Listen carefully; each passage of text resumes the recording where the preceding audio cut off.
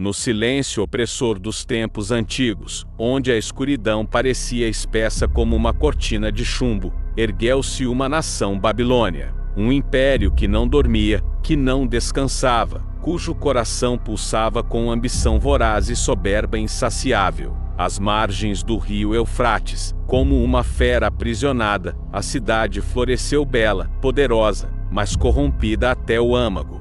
Babilônia, símbolo do orgulho humano. Um grito desesperado contra os céus, um desafio insano à ordem do Criador.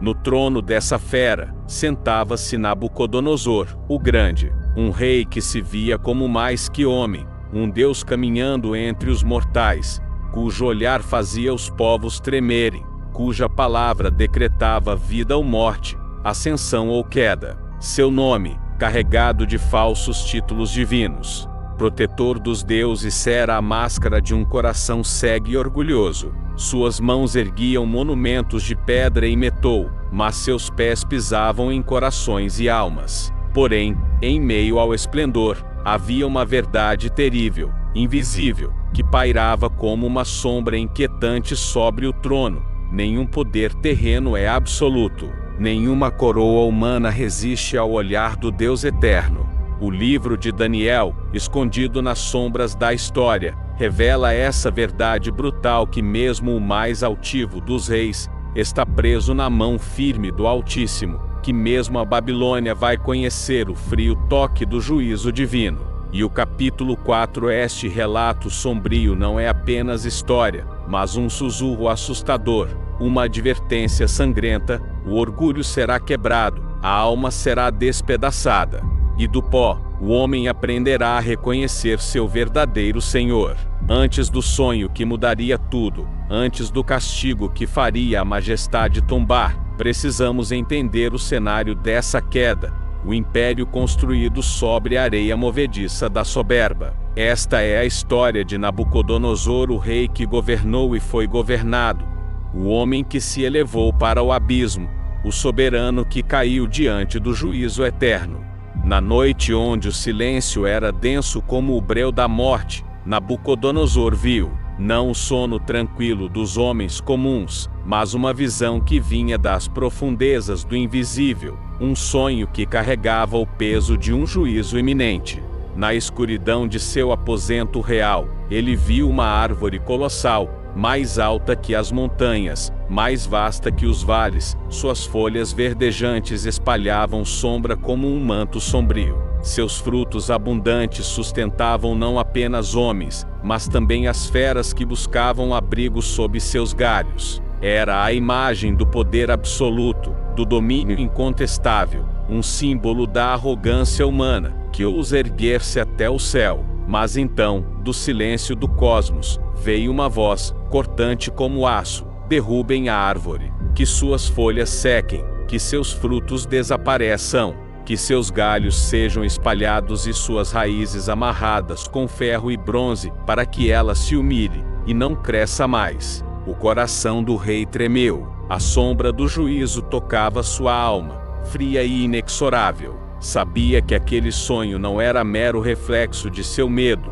mas uma sentença divina, que se aproximava com passos lentos e severos. Chamou seus sábios, magos e adivinhos, homens que comandavam mistérios e segredos da terra, mas suas palavras foram vazias, ecoaram em vão diante do mistério. Daniel, o homem de Deus, foi convocado e, com olhos que viam além do véu, revelou o terror escondido naquela visão. O sonho era a profecia de uma queda brutal, o anúncio da humilhação de um rei, a condenação de um homem que ousou se colocar acima do Altíssimo. Nabucodonosor, o soberbo, seria reduzido à selvageria. Por longos tempos, seria esquecido pelo mundo, viveria como fera, afastado da razão, do poder, da glória. A árvore que parecia eterna, cortada até a raiz, aprisionada na vergonha e na loucura, até que sua alma pudesse ser quebrada. Este sonho, carregado de sombras e de justiça, não é apenas para um rei distante, mas para cada coração, que, em algum momento, se eleva contra o Senhor dos Exércitos. No silêncio frio da corte, enquanto o rei esperava, Daniel falou e suas palavras caíram como um golpe brutal, uma sentença que não deixava espaço para a esperança fácil. A árvore que o rei viu não era outra coisa senão ele próprio. Nabucodonosor, o soberbo, a fortaleza feita homem, seria arrancado do seu lugar de glória. O Altíssimo decretou: a mente do rei se quebraria. Ele perderia o juízo, o controle, a razão. Seria lançado entre as feras, condenado a viver como animal, seu corpo exposto aos ventos e à chuva, suas unhas se tornariam garras, seus cabelos, penugem selvagem. Por um período de 7 tempos, uma eternidade de humilhação, o homem que reinava sobre povos se tornaria um réprobo, perdido na loucura, abandonado pela razão, reduzido ao mais baixo dos seres.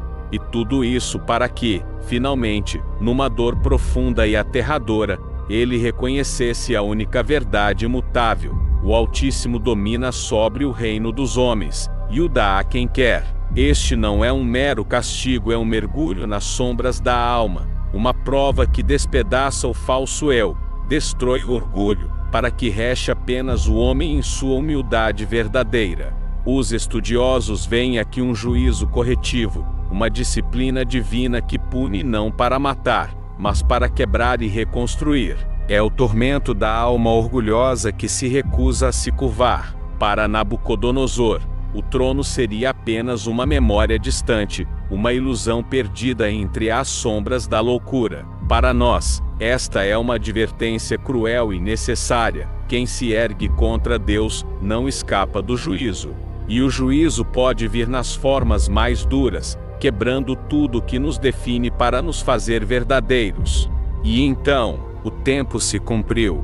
12 meses depois do sonho, quando as palavras de Daniel já pareciam um eco distante, o rei subiu ao terraço do seu palácio. Lá de cima, ele contemplava a cidade dourada, os muros espessos, os templos altivos, os jardins suspensos, que desafiavam os céus com sua beleza cruel. E ele disse, com voz embriagada de glória: não é esta a grande Babilônia que eu edifiquei com a força do meu poder, para a glória da minha majestade? Mas enquanto ainda pronunciava essas palavras, o céu se rasgou com um decreto. Uma voz atravessou o véu da realidade e caiu sobre ele como um trovão invisível. A ti se diz, ó rei Nabucodonosor, o reino já te foi tirado. Num instante, a sanidade se partiu como vidro fino.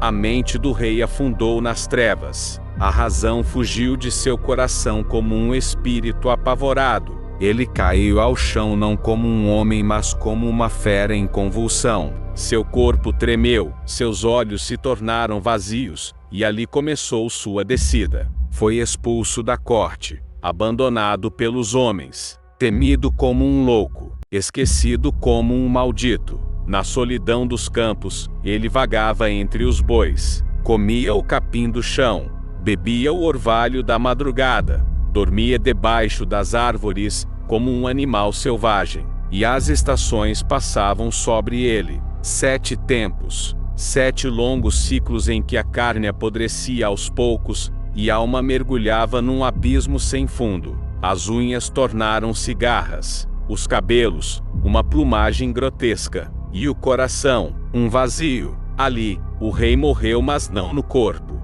Morreu na alma. Aquele que um dia foi temido por reis, agora urrava para a lua, sem saber sequer seu próprio nome. Esse é o tipo mais terrível de juízo: a mente entregue ao caos, o orgulho dilacerado sem anestesia, o ser humano reduzido à poeira do que pensava ser.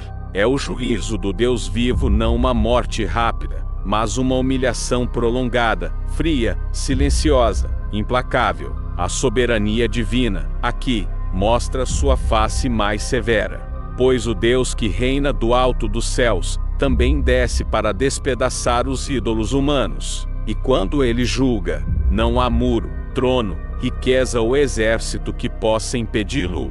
E então, no tempo determinado, quando toda dignidade havia sido arrancada, quando não restava sequer o eco da glória passada, algo se moveu. no coração da besta, do fundo do abismo. Nabucodonosor olhou para o alto. Seus olhos, ainda selvagens, voltaram-se ao céu, não com altivez, não com presunção, mas com um quebrantamento amargo, irreversível, e naquele gesto, tão simples quanto sagrado, a razão lhe foi devolvida, mas não era mais a razão do império, não era mais a mente do conquistador, era a consciência do homem despido, quebrado, limpo pela vergonha. Era a mente de alguém que tocou o fundo do poço do orgulho e reconheceu, com o corpo ainda marcado pela loucura: Deus é Rei, Deus é Senhor, Deus é soberano. Então, Nabucodonosor abriu a boca, e sua voz pela primeira vez não exaltava seu próprio nome.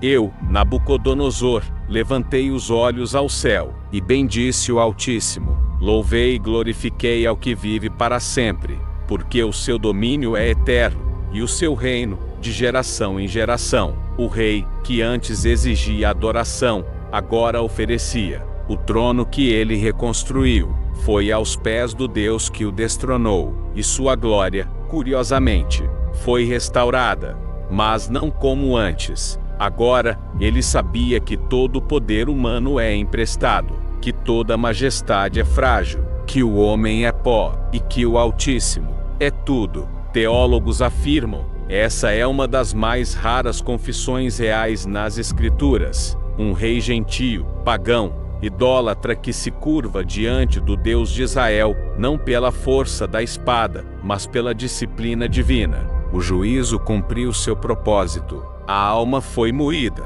O orgulho foi quebrado. A besta virou homem. E o homem virou servo. Isso é milagre. Mas não um milagre suave, encantador. É o milagre da dor, do colapso, do esvaziamento. É o milagre do juízo, que prepara o coração para o arrependimento. A história de Nabucodonosor não é apenas um relato antigo, preso nas páginas empoeiradas da Escritura. É um espelho, um aviso sussurrado entre os gritos do tempo, um rugido que atravessa impérios e gerações. É a prova viva de que Deus não é apenas Salvador, mas também juiz, não apenas Pai, mas Rei soberano, e que Ele ainda quebra os orgulhosos. A teologia aqui é clara e incômoda. Deus resiste aos soberbos, Tiago 4:6. Deus abate os exaltados, Lucas 14:11. Deus reina sobre os reinos dos homens, e dá a quem quer, Daniel 4:32. A história de Nabucodonosor é o retrato do que acontece quando o homem tenta ocupar o trono de Deus, quando o ego se infla até estourar, quando o poder sobe como vinho fermentado à mente e à alma. Mas Deus não divide sua glória, e quando ele julga com precisão. Não há corte de apelação, não há exército que o detenha, não há riqueza que o suborne. O trono celestial é fogo consumidor e todo orgulho humano é palha diante dele. E o mais assustador? O juízo de Deus nem sempre vem com trovões. Às vezes, ele vem em silêncio, vem como um sonho perturbador, vem como uma mente que se quebra, como uma glória que murcha de dentro para fora. Mas a mão que fere é a mesma que pode restaurar. Para nós, o eco da Babilônia continua. Quantos hoje constroem impérios pessoais? Quantos reinam sobre ministérios, empresas, plataformas, sem jamais dobrar os joelhos? Quantos homens falam como deuses, mas vivem como bestas disfarçadas de sabedoria? E quantos, como Nabucodonosor, precisarão ser despidos, reduzidos ao pó, esquecidos, para então, quem sabe, olharem para o alto? A marca do verdadeiro arrependimento não é a culpa momentânea, mas a adoração posterior. Foi só quando Nabucodonosor bendisse ao Altíssimo, quando glorificou ao Deus vivo, que sua razão foi restaurada.